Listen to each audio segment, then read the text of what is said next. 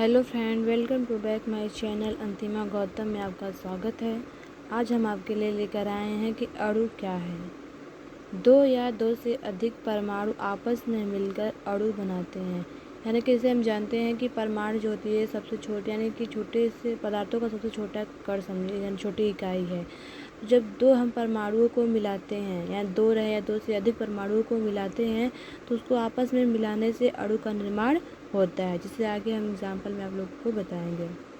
जब समान प्रकार के कई परमाणु आपस में मिलते हैं तो हमें एक तत्व का अणु प्राप्त होता है। यानी कि जब एक ही प्रकार के परमाणु, यानी कि जब एक समान दो परमाणु आपस में मिलते हैं तो इससे हमें तत्व का एक अणु प्राप्त होता है। जैसे हाइड्रोजन के दो परमाणु मिलकर एक अणु का निर्माण करते हैं। यानी कि यहाँ पर मान लें H+H, यानी कि हाइड्रोजन और प्लस हाइड्रोजन, यानी कि हाइड्रोजन एक परमाणु है और उसी समय दूसरा भी एक हाइड्रोजन परमाणु, यानी कि दोनों जो परमाणु हैं एक समान है और इन दोनों को जब आपस में मिलाते हैं तो इससे H2, यानी कि हाइड्रोजन 2 का निर्माण होता है, H2 का निर्माण होता है।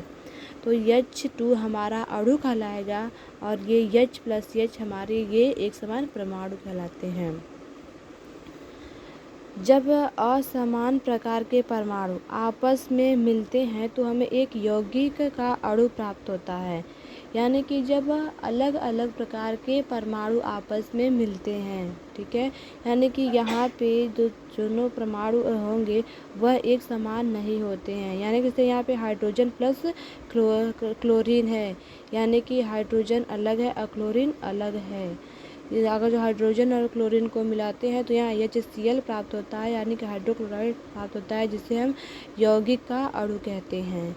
यानी कि जब एक समान परमाणुओं को मिलाते हैं तो इससे हमें तत्व का अणु प्राप्त होता है और जब हम अलग अलग प्रकार के परमाणुओं को मिलाते हैं तो इससे हमें यौगिक का अणु प्राप्त होता है।